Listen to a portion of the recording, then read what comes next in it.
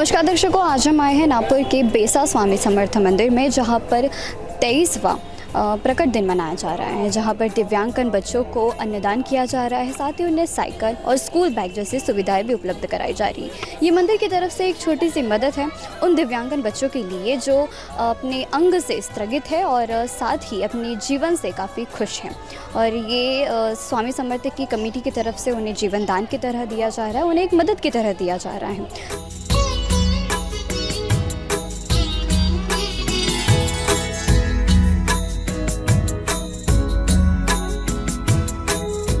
श्री स्वामी समर्थ। सर्वप्रथम सर्व स्वामी भक्तांना प्रकट दिनाच्या हार्दिक शुभेच्छा देतो। मी दिनकर कडू, स्वामी समर्थ मंदिराचा अध्यक्ष आहे। आज स्वामी समर्थांचा प्रकट दिवस आहे। 23वा प्रकट दिन हा आपण स्वामीधाममध्ये साजरा करतो आहे मोठ्या उत्साहात। यासाठी आपण वेगवेगळ्या दिव्यांग शाळेत असणाऱ्या मुलांना बोलवले आहे। काही त्यांचे अंध आहेत, काही शारीरिक दुर्बल आहेत, अशांना आपण आज स्कूल बॅग्स, गणवेश, ज्या गरजू महिला आहेत त्यांना शिलाई मशीन दिले आहे, गरजू विद्यार्थी आहेत त्यांना आपण सायकलचं वाटप केलेलं आहे।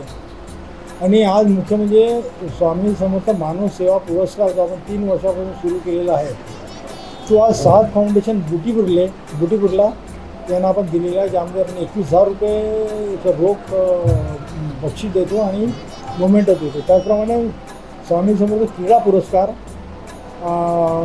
जो 3 वर्षापासून देतो आहे, तो पण यावेळेस आपण एक ईश्वरी पांडे या दृष्टीहीन मुलीला दिलेला आहे। त्यामध्ये 11,000 रुपये आणि मोमेंटो आपण ते देत असतो। ही ईश्वरी पांडे ही पॅरास्विमर आहे, ती समुद्रामध्ये पोहण करते। आता 5 आणि 6 तारखेला ती श्रीलंका ते रामेश्वरम ही खाडी पोहणार आहे 5-6 एप्रिलला।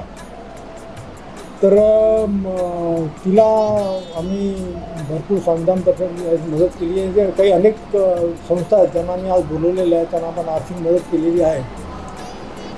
आणि या मंदिरामधून आम्ही महाराजांच्या प्रकट दिनोत्सवानिमित्त काही ना काही अनेक संस्था बोलवतो। आम्ही त्यांना काही ना काही आर्थिक मदत किंवा काही देत असतो, ती यावेळी दिली। आणि त्याचप्रमाणे या व्यतिरिक्त आम्ही या मंदिरातून गोरगरिबांची सेवा करत असतो। स्वामी समर्थांच्या नावाने स्वामी समर्थांनी जी शिकवण दिली ती शिकवण आम्ही या मंदिरातून आम्ही पाळत असतो। त्याप्रमाणे आम्ही सामाजिक कार्य इथून करत असतो। स्वामी समर्थांच्या या सामाजिक कार्यानंतर संध्याकाळी आमची 5:15 वाजता दैनंदिन उपासना आहे आणि 6:15 वाजता भव्य पालखी सोहळा आहे। ही पालखी स्वामीधाममधून स्वामी समर्थ नगरीला जाऊन परत स्वामीधामला येईल।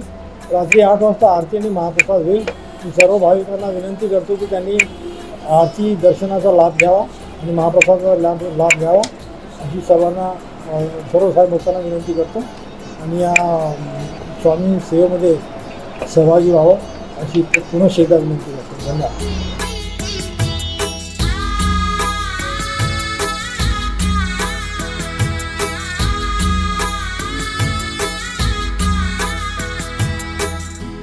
तो ये थी स्वामी समर्थ प्रकट दिन की आज विशेष पेशकश, जहाँ पर हमने अध्यक्ष से बात की, यहाँ के ट्रस्टी से बात की।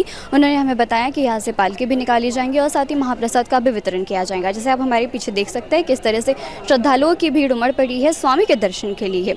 यहाँ पर माना जाता है कि दिल से मानी मनोकामना यहाँ पर तुरंत ही पूरी होती है और स्वामी जी अपनी कृपा दृष्टि हमेशा अपने श्रद्धालुओं पर बनाए रखते हैं। कैमरा पर्सन उदय सोनवानी के साथ संवाददाता प्राची नागपुर समय के लिए।